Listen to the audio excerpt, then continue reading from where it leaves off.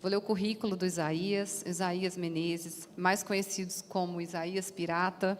É formado em teologia, tem 36 anos, é para-atleta em diversas modalidades esportivas, dentre elas o ciclismo de estrada, mountain bike, basquetebol em cadeira de rodas, atletismo, corrida de aventura, nossa, já cansei, gente, meu Deus do céu, rapel.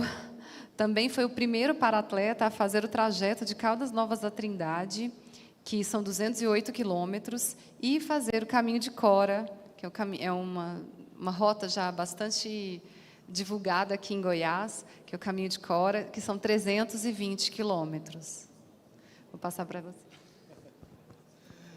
Obrigado. Bom dia, pessoal.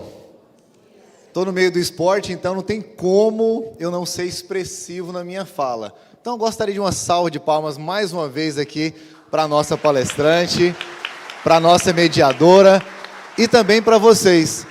Afinal de contas, o esporte é dinâmico, a vida é dinâmica. E eu gostaria de começar já a minha fala, além de agradecer esse público, né, muito expressivo, muito bonito, e agradecer primeiramente a Deus por essa oportunidade aqui, agradecer a minha amada que está aqui me ajudando, me acompanhando, a Lara pela oportunidade, cada um dos palestrantes, a mediadora. É muito bom estar aqui com vocês. E nessa fala de agradecer a Deus, eu quero começar com um versículo bíblico, que fala lá em Provérbios, no capítulo 4, no versículo 23, acima de tudo que você deve guarda o coração de vocês, porque dele procede as fontes da vida. Algumas traduções vai falar, tudo começa no coração, tudo depende do coração. E eu gostei muito, prestei muita atenção na fala da doutora Liz, porque realmente é isso. O que você permite entrar dentro de você? O que você permite entrar dentro do seu coração? Não importa, Confúcio disse, não importa o que a vida fez de você, ponto. Importa o que você fez, com o que a vida fez de você. No dito popular, é você fazer do limão a limonada. Tem gente que faz o contrário, né? Faz do copo d'água uma tempestade. A vida é cheia de lutas, é cheia de barreiras, é cheia de problemas. E falando em barreiras, a escolha foi muito importante trazer uma pessoa com deficiência física. Eu uso muito o termo aleijada, aí tem gente que fala assim, nossa, aleijado e tal. Eu posso falar de mim? É um termo pejorativo, feio, mas é muito impactante. Impactante para as pessoas entenderem que aqui não existe complexo de inferioridade. Para as pessoas entenderem que aquilo que aconteceu comigo já foi muito bem resolvido. E aquilo que talvez aconteceu com você em relação a assédio, ou aquilo que você até presenciou, não aconteceu com você, mas aconteceu com um amigo, com um parente, com um vizinho, com um colega de trabalho, a questão é a sua reação. O que muda de verdade é a sua reação. Nós, pessoas com deficiência, nós enfrentamos várias barreiras. Barreiras estruturais, barreiras urbanísticas, barreiras com pessoas, com amigos, com familiares. Barreiras até mesmo com nós mesmos. Aquele medo, eu fui acometido por um acidente há 14 anos atrás. Um acidente de moto. Eu estava pilotando a moto, um maluco veio não sei de onde, avançou um cruzamento, bateu em mim de lado, deu fratura exposta na tíbia, na fíbula. Eu fui parar no hospital, passei por 4 cirurgias, 2 meses internado no hospital. Muitos aqui devem conhecer o que é Demorf ou a morfina, né, que é usada muito em tratamento de câncer terminal. Eu tomei isso durante 2 meses. Tomei muita morfina porque era muita dor. Eu fui dilacerado a minha perna. Para quê? Para tentar reconstruir a perna, para tentar combater a infecção, para tentar remediar, para tentar salvar a perna. Mas 2 meses depois, houve a amputação. E foi uma escolha minha.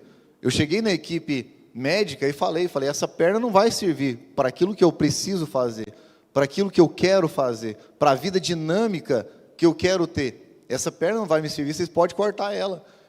E tinha muitos familiares do meu lado que falavam, ele deve estar doido. Ele deve estar com problema, ele deve estar sofrendo demais, ele deve estar realmente sofrendo demais, dor demais, mas não é esse o ponto. O ponto é, a partir dali, como seria a minha vida? O que eu quero para mim? O acidente foi inevitável. E a amputação também, talvez seria, porque foram duas escolhas. Ou você amputa agora, coloca uma prótese daqui a alguns meses e vai viver a sua vida, ou você trata dessa perna do jeito que está aí, passando por muitas dores, por muitas complicações, internações, e talvez um ano depois ainda ter que amputar, com o risco de morte também em relação a infecções. Eu falei, vamos resolver logo o problema? Vamos ser prático? Corta e eu dou um tchauzinho para vocês e vou ver o que a vida tem para me oferecer sem uma perna. Então, a pessoa com deficiência, ela vai enfrentar várias barreiras. Eu foi só uma perna. Tem muitos colegas meus que foi um braço, outros foram os dois, outros foram as pernas, outros foram tetraplegia, ou seja, os 4 membros, somente do pescoço para cima.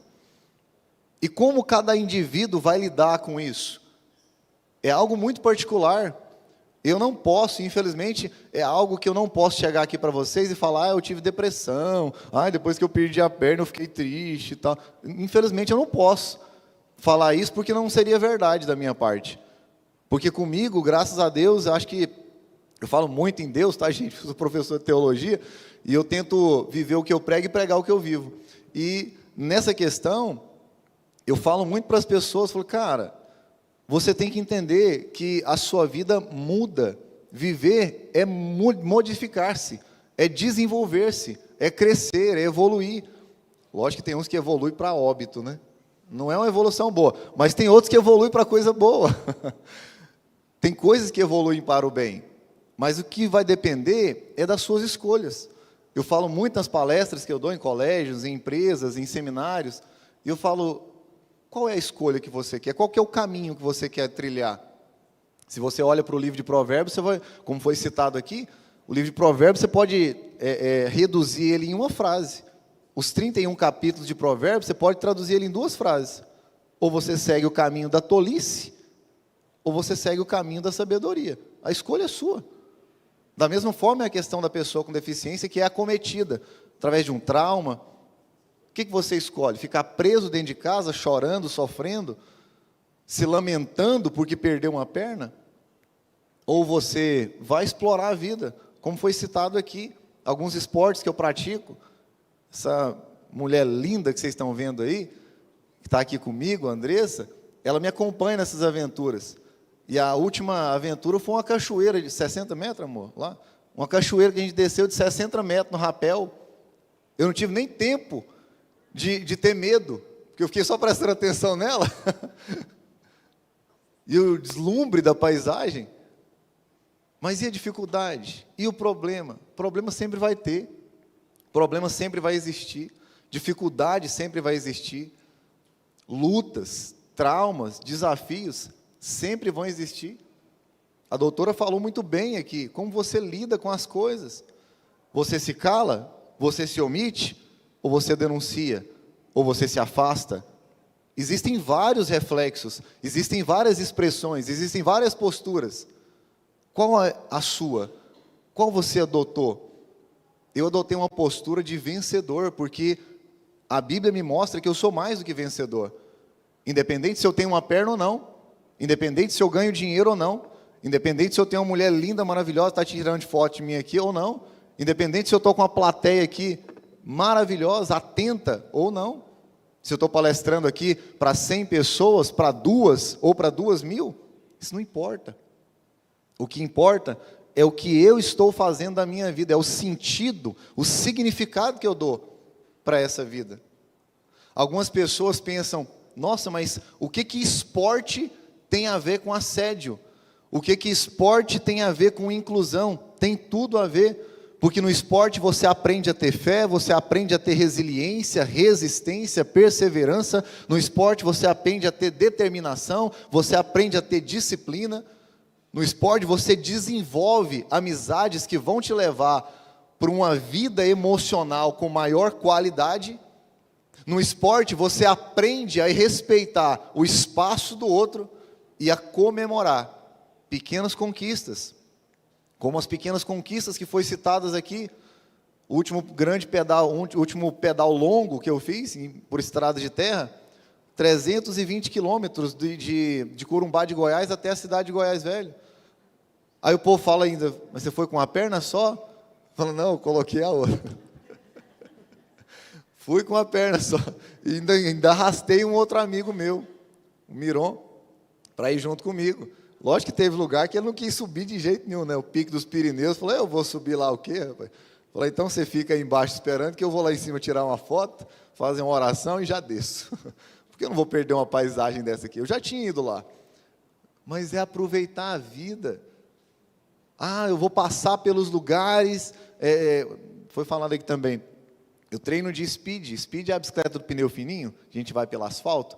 Que ela é muito perigosa porque a gente tem que competir também espaço ali no trânsito, com os carros, os caminhões e tal. É bem mais perigoso do que o mountain bike, que é na estrada de terra. Mas a gente já fez viagem de Caldas Novas até Trindade, 208 quilômetros. É superação. É você vencer seu próprio limite, mas também é você apreciar o caminho. A vida é um caminho.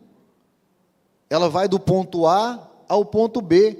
Você já sabe qual é o ponto A, seu nascimento. Na verdade, antes disso, né, a fecundação do óvulo. O ponto B é debaixo da terra, ou crematório, né? Perdi um tio semana passada e foi cremado. Então, do pó o homem veio e do pó ele vai voltar. A questão é o que você faz durante esse tempo. Qual é o significado que você tem? Você que trabalha com tantos processos, com tantas questões jurídicas, tantas questões legais, isso é muito importante o trabalho que você faz. Agora você tem que entender a importância que você dá ao trabalho que você faz. Porque isso impacta a vida de muitas pessoas. A lei hoje, ela impacta diretamente a vida de nós, pessoas com deficiência. Infelizmente, nós enfrentamos uma dessas barreiras, é a barreira da burocracia. E é uma barreira terrível, porque eu já administrei condomínios, já cuidei de questões legais, não sou advogado, mas eu entendo muitas questões de leis em relação a construções civis, em relação a questões ambientais, hidráulicas, elétricas, porque na questão condominial a gente aprende a lidar com essas questões. E eu vejo quanta burocracia, e tem coisas que só funcionam na teoria e não funcionam na prática. Por isso que existe a convenção condominial e existe o regimento interno. E tem coisas que não tem como você nem aplicar. Como você está aplicando o seu conhecimento na sua própria vida? Como você está aplicando o esporte como uma ferramenta de transformação social na sua vida e na vida de outras pessoas? Tem colegas meus que trabalham aqui no TRT, além da Lara, que também é ciclista, e top, por sinal. A gente tem que entender que nós temos, nessa geração atual, nós temos inúmeras ferramentas, mas infelizmente, como disse o mestre Augusto Cury, já lido em mais de 60 países, nunca se teve tantos recursos e tão pouca felicidade. Nunca se teve tantas ferramentas, mas tanta tristeza.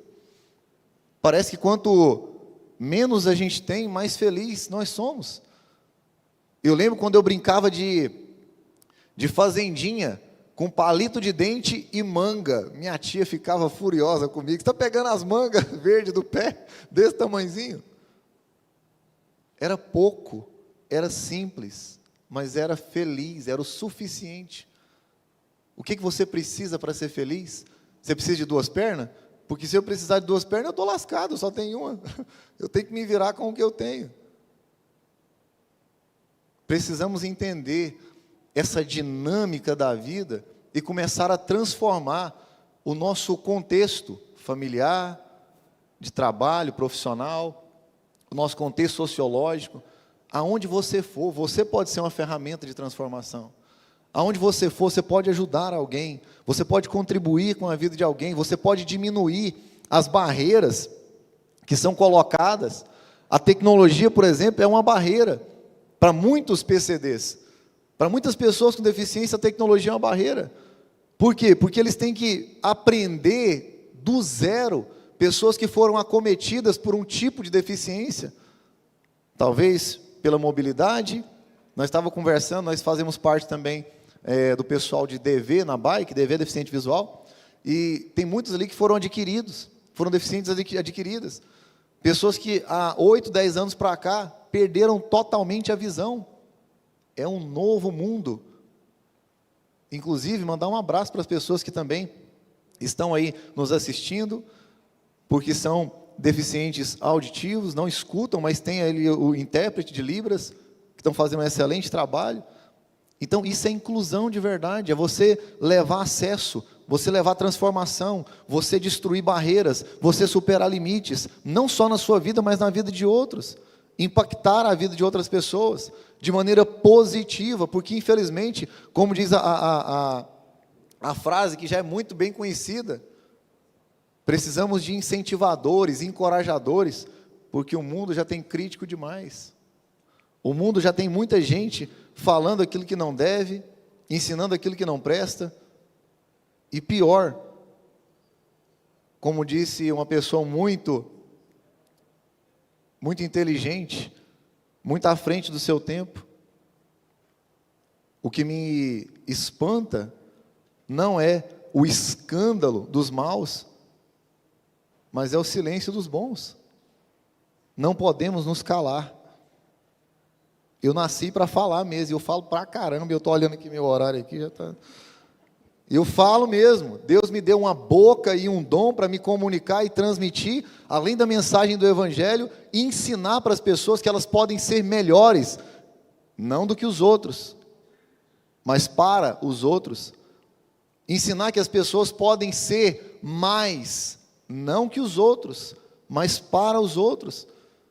Porque o maior ensinamento de Jesus foi que Ele viveu não para si mesmo, mas para outros. Vocês são servidores, na sua grande maioria, que estão servindo a um propósito, servindo a pessoas. Eu sirvo como professor, hoje estou servindo como palestrante, sirvo a essa mulher maravilhosa, às vezes como empregado doméstico, lavando vasilha, às vezes como garçom, servindo um copo com água, às vezes como empurrador, empurrando ela na subida. Eu falei, né, meu bem? Desculpa, tem que falar. Depois não resolve. Aí, ó. É servir. O segredo da vida não é você viver para você. A árvore não vive para ela mesma. Ela vive para dar sombra, para purificar o ar. Ela vive para dar fruto. Ela vive para dar flores. Ela vive para encantar, para embelezar. Como que você está encantando a vida das outras pessoas? Como que você está embelezando a vida das outras pessoas? Eu já bati a minha meta aqui, já tirei um sorriso seu com as palhaçadas que eu fiz aqui, já está tudo certo, falei de Jesus, honrei a minha mulher, a Lara, as pessoas que estão aqui, já cumpri meu papel. Você tem cumprido o seu? No seu trabalho? Às vezes com essa montoeira de papel aí, que, nossa, só de pensar nesse negócio já me dá até dor de cabeça. Graças a Deus que eu não sou do burocrático. Eu lidei com algumas perdas para me encerrar minha fala aqui. A vida não é só flores. Quem me vê aqui brincando, feliz, com tantas coisas boas que eu já citei aqui na minha vida que eu faço, que realmente a minha vida é massa, é dinâmica, é maravilhosa. Mas eu já tive que lidar com coisas bem difíceis para chegar até aqui e poder falar para vocês. E tudo que eu vivi foi exatamente para ter condições de passar isso. Eu tenho certeza que a doutora também, tudo que ela viveu, tudo que ela passou, não só tudo que ela estudou, para chegar a ter um doutorado, sei lá, ela teve que também vivenciar coisas e colocar em prática aquilo que ela aprendeu. Na minha infância foi muito difícil. Eu tive que lidar com um sentimento de rejeição familiar, já muito pequeno. Ainda muito pequeno, eu fui assediado sexualmente, eu fui abusado sexualmente. Muito pequeno. Talvez seja a primeira palestra que eu falo isso em público. E ainda que está gravado, ainda para melhorar a situação, né? Mas eu não me envergonho disso, porque outras pessoas precisam saber que existe um outro caminho. O caminho que é o contrário do complexo de inferioridade. o caminho contrário ao vitimismo, o caminho contrário ao silêncio, o caminho que a doutora conhece bem, que é o tratamento, que é o acompanhamento profissional, que é você cuidar das suas emoções, que é você tirar o seu lixo mental e emocional para fora e viver a vida plena que Deus prometeu para você, e que está aí, ó, à disposição, tantos livros, como o livro da doutora que está aqui, que você pode adquirir. Também sou escritor, eu escrevo colunas, eu escrevo reflexões, inclusive eu até deixei ali na entrada ali uma reflexãozinha, um papel simples, mas eu tenho certeza que o conteúdo vai te agradar, vai te ajudar em alguma coisa. O que você está fazendo com a sua vida? Na infância, rejeição. Na infância, assédio sexual. Na fase da adolescência para a fase adulta, eu sofri pressões e opressões religiosas. Religiões que me manipulavam, que usavam a inteireza do meu coração, a minha simplicidade, a minha inocência para maquinar o mal. E eu não entendia, eu não tinha informação necessária ainda, eu era muito novo. Religiões que me levaram a uma frustração que não tem tamanho, eu tive que me desintoxicar de religiões. Por isso que hoje eu não falo de religião, eu falo de Bíblia.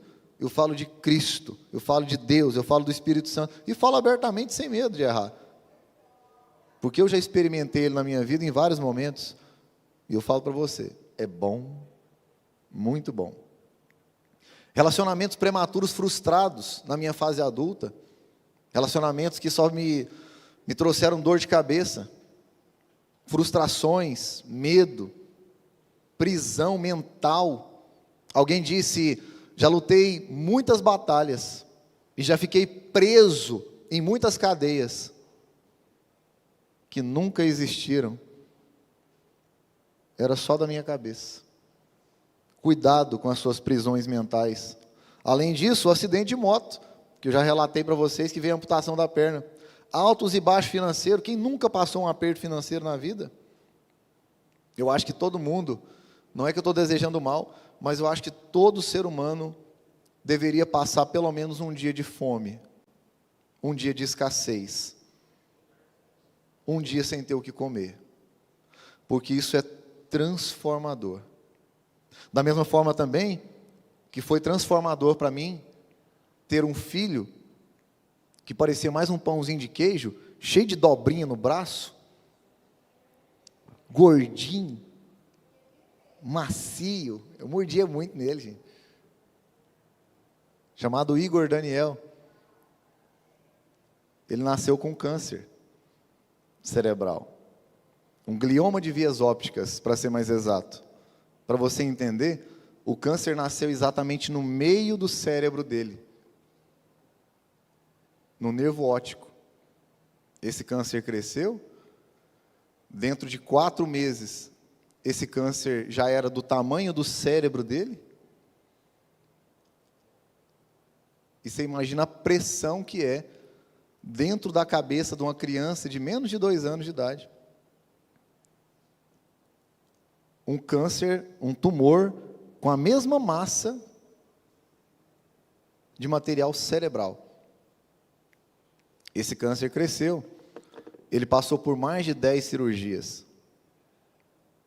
Orelha a orelha, com a cabeça aberta. UTI, internações, noites em claro, muito choro, muita oração, muita fé em Deus. Mas eu nunca cheguei no hospital chorando.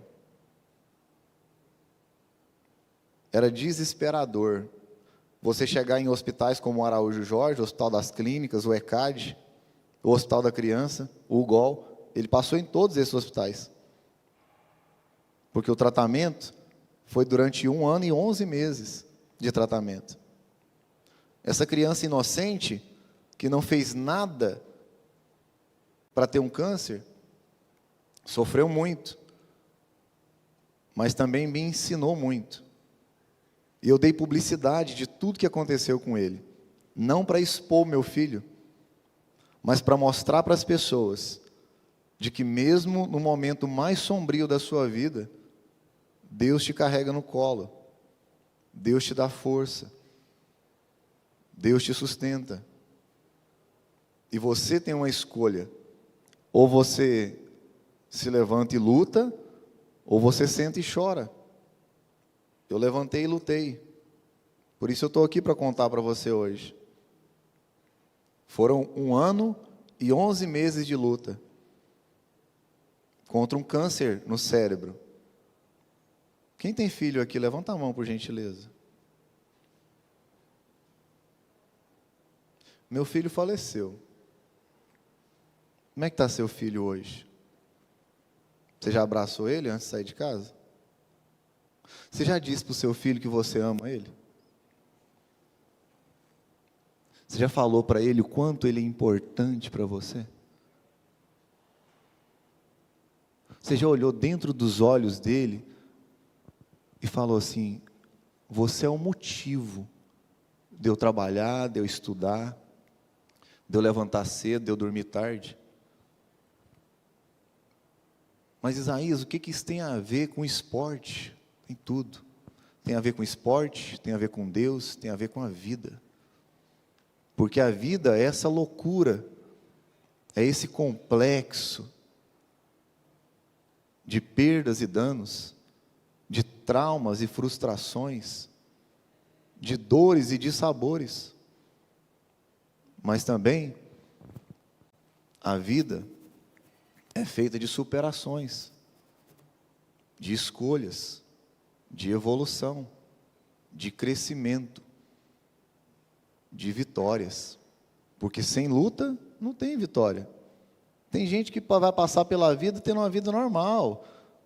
Nasce, cresce, estuda em boas escolas, família estruturada, arruma um bom trabalho, se casa, tem filhos, vive até a sua velhice e morre, tranquilo. Mas dizem que existem pessoas que parece que foram escolhidas a dedo para passar situações adversas, para poder transmitir alguma coisa.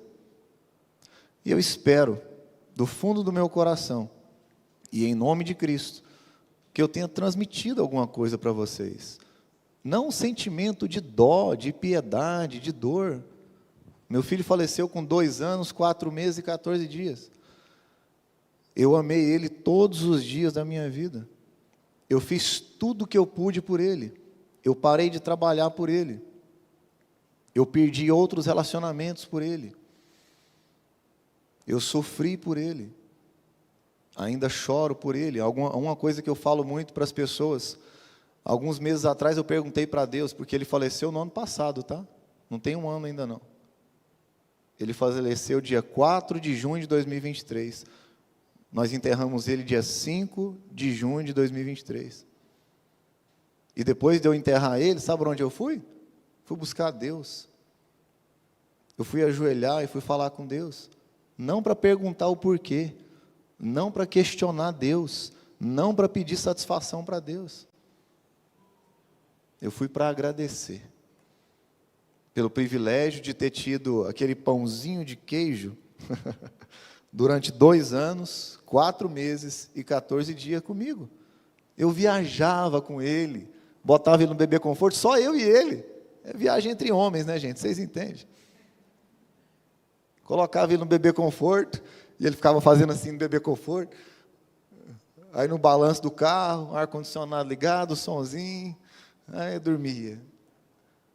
Dava o horário de dar o remédio, parava o carro no acostamento, dava o remédio, dava o mamar. Fazia o quê? Esperar o menino arrotar, gente, senão vomita. Arrotou? Colocava ali no bebê conforto. Seguia a viagem, viajamos para Caldas Novas, viajamos para Rio Verde, enfim. Isso foi muito bom. São memórias de felicidade que eu vou levar para o resto da minha vida. Para encerrar minha fala, que já até extrapolei o tempo aqui já, peço desculpas, mas tem tanta coisa que eu queria falar para vocês. Mas eu quero deixar vocês com a seguinte reflexão: não se apegue àquilo que é ruim. Não se apegue às suas dores, frustrações, traumas e problemas. Não se apegue àquilo que você perdeu. Se apegue àquilo que Deus te deu. Se apegue àquilo que você tem hoje. A gata que eu tenho hoje, bem lindo.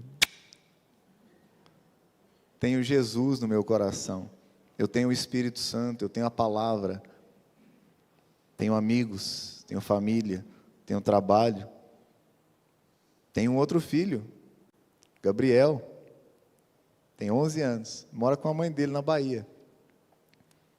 Tenho esportes, tenho força, tenho coragem, tenho fé, tenho determinação. E eu espero que vocês tenham também tudo isso. Deus abençoe muito a vida de vocês.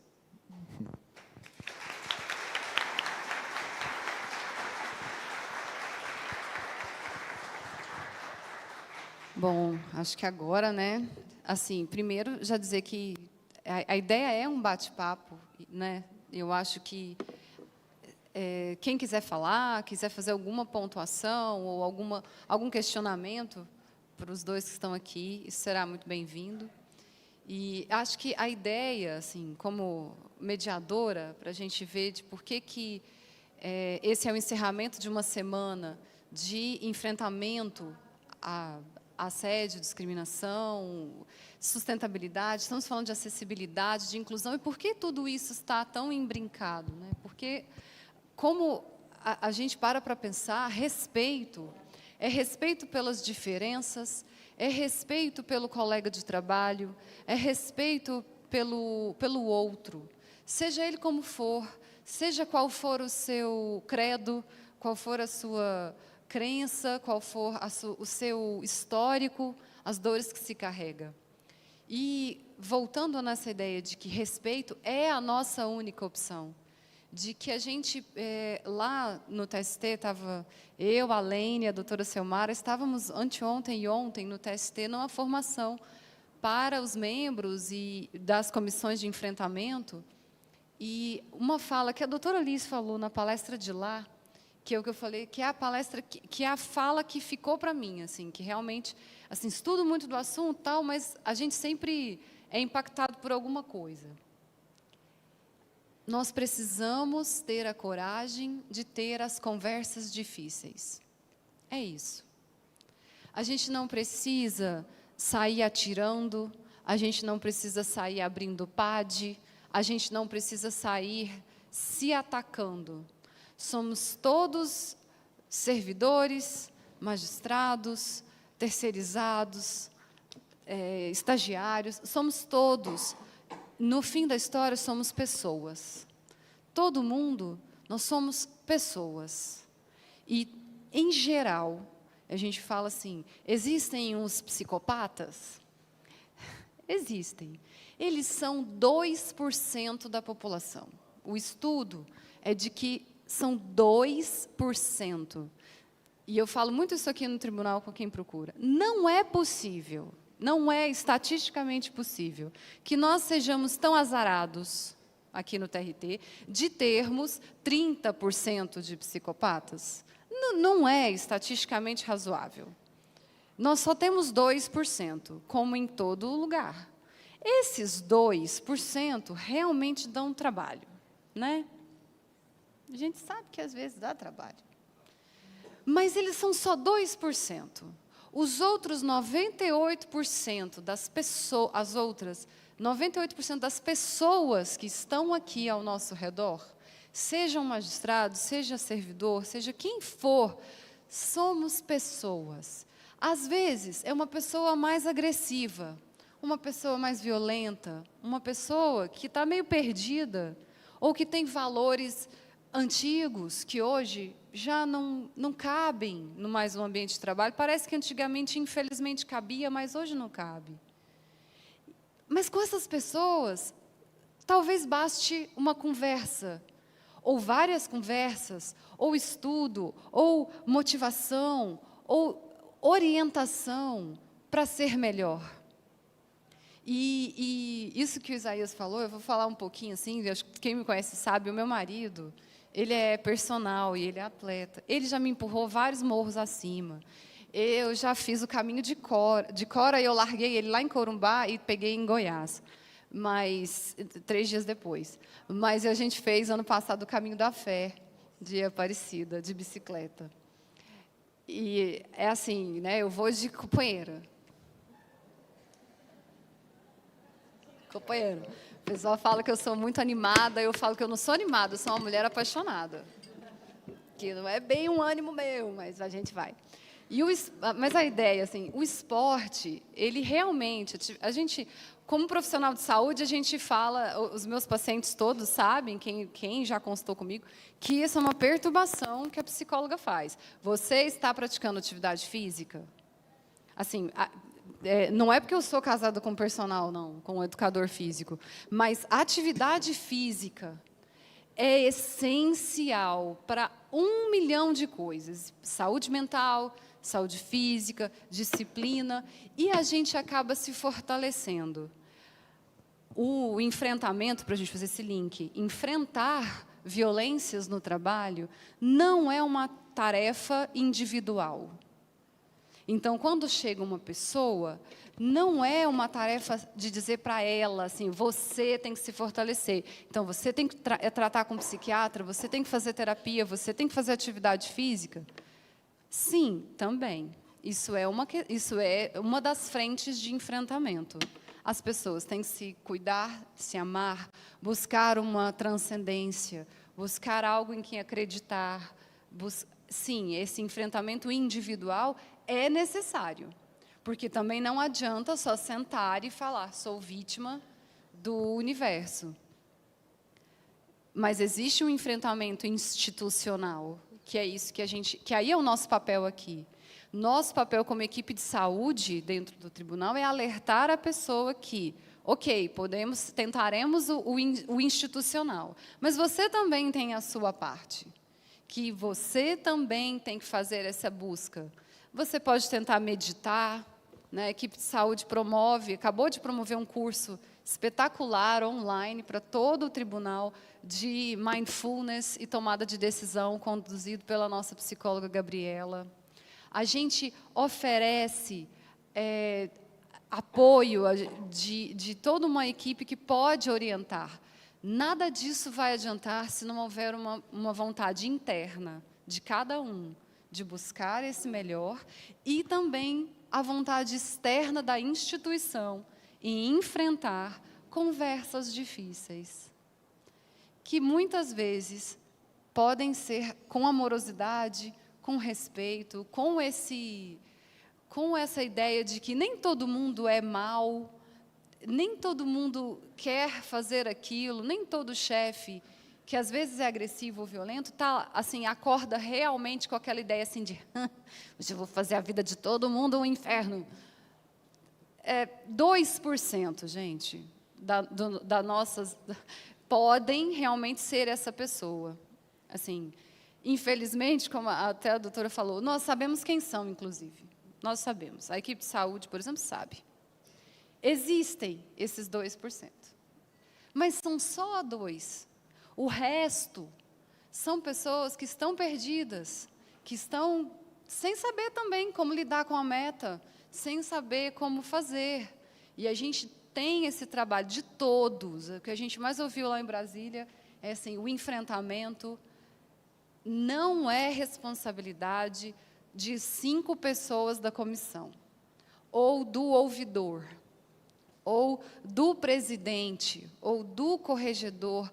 O enfrentamento é responsabilidade de todos nós, porque qualquer situação de discriminação, de desrespeito, por ser uma pessoa negra, por ser uma pessoa com deficiência, por ser uma pessoa de religião diferente, só acontece na solidão.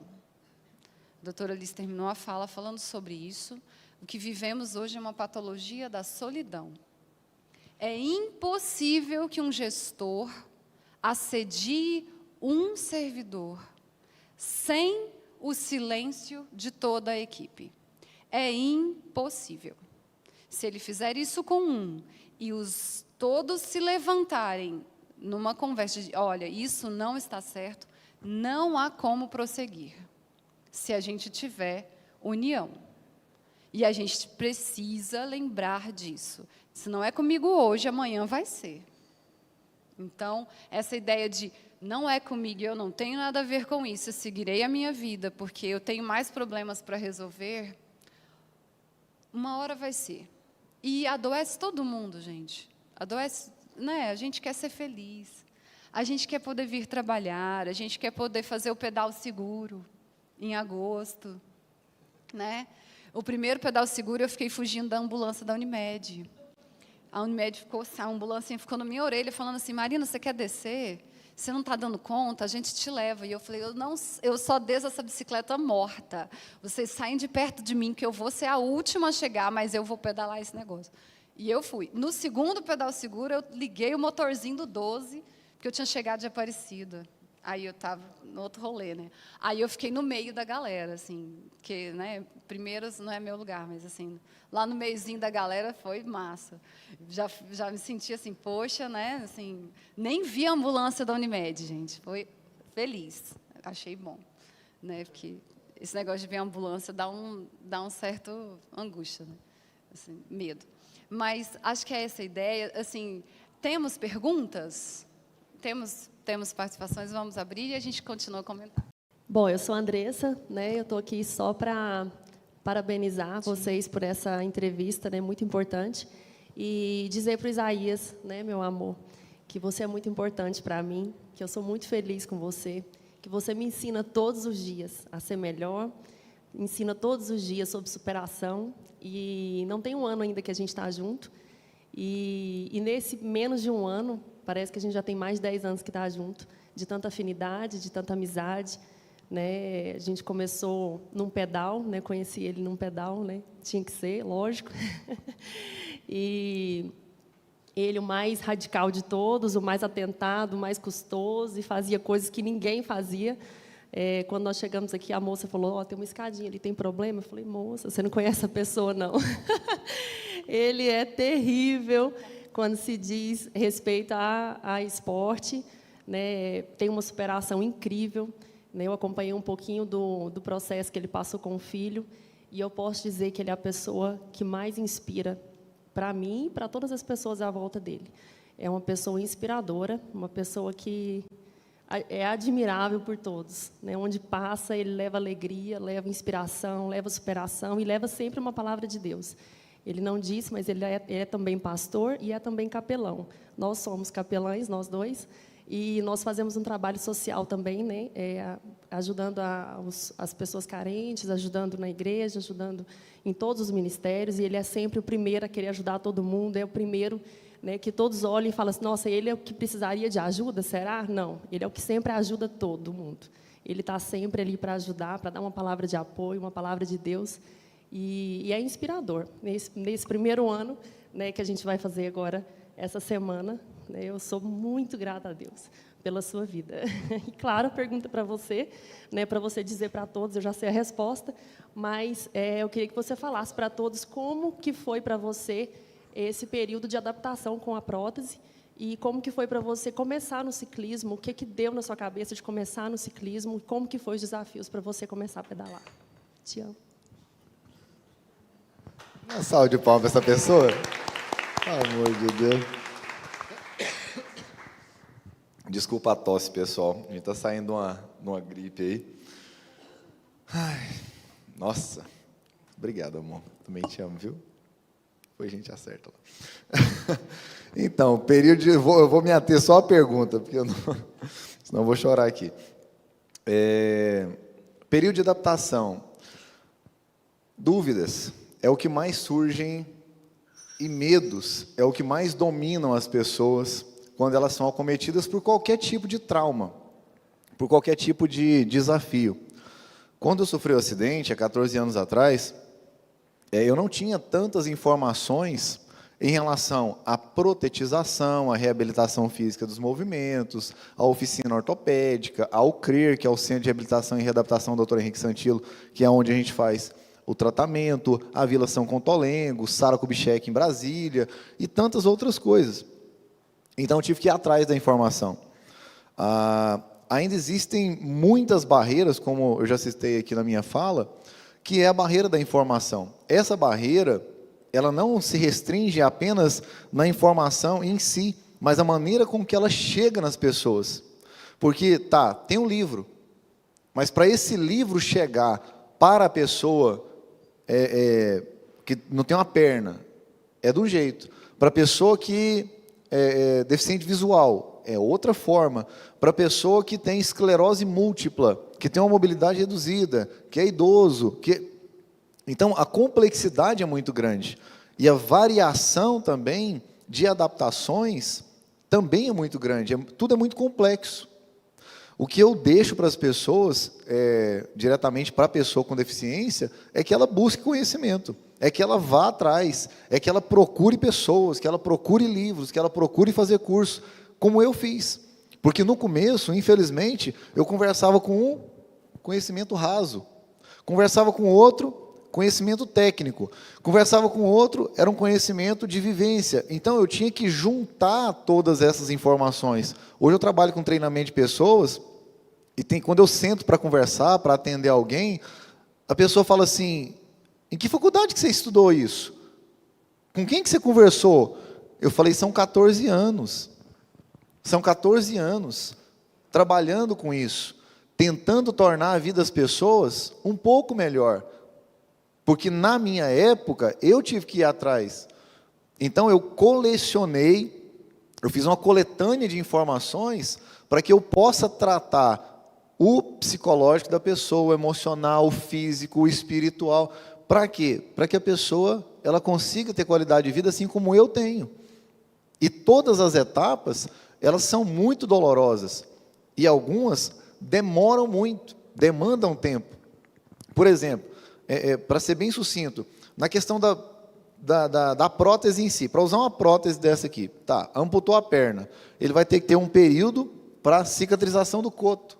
Depois, o outro período para fazer enfaixamento laçado em 8, para diminuir o coto, para o coto ficar coneado, num formato já específico para colocar a prótese.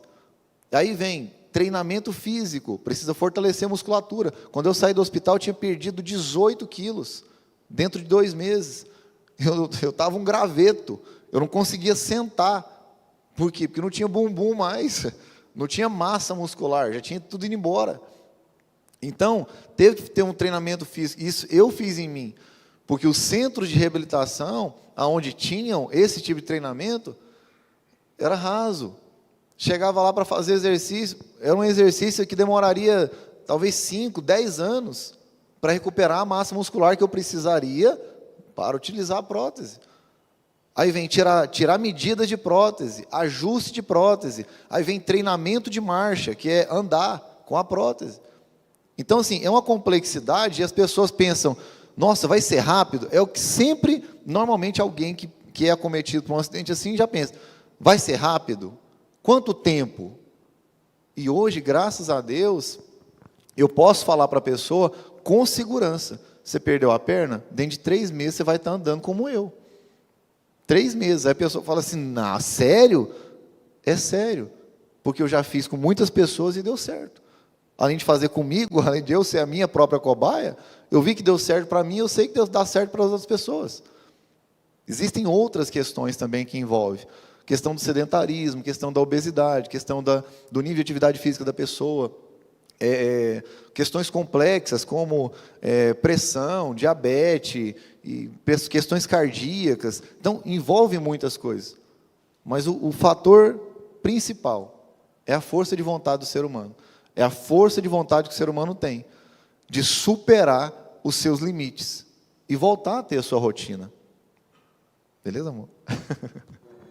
Eu falo demais, gente. Se vocês não me parar, eu fico aqui até amanhã. Bom, eu acho que assim, se deixar a gente seguir aqui, né, gente, manhã fora. Mas acho que a gente precisa encerrar. Acho que foi uma manhã muito proveitosa. Eu agradeço muito a presença de todo mundo que veio, que ficou. Levem isso, gente, para as suas unidades.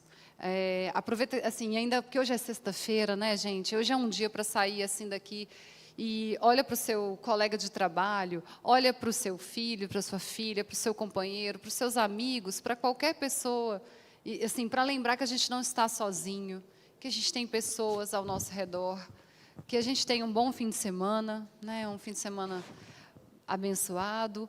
E temos que sortear o livro da doutora Liz. Queria também me despedir. E deixar a doutora Liz se despedir. Nós faremos as entregas dos certificados neste momento e para tanto, a gente queria convidar à frente o nosso desembargador Marcelo Pedra para fazer a entrega do certificado de participação, a doutora Liz Sobol. Convidar também para fazer a entrega aqui à frente a senhora juíza Selmara Freitas. Ela fará a entrega do certificado de participação ao para-atleta Isaías Menezes. E também convidar o nosso presidente da Justego, Joelson Lisboa, para fazer a entrega do certificado de participação à psicóloga e servidora do TRT, Marina Cansado. A gente vai fazer os sorteios agora, pessoal, de alguns brindes do Trabalho Seguro para as pessoas aqui presentes, tá? Enquanto a gente finaliza aí com a entrega dos certificados aos nossos palestrantes, a quem a gente agradece a honra de recebê-los aqui nesse momento tão importante, neste evento aqui no TRT.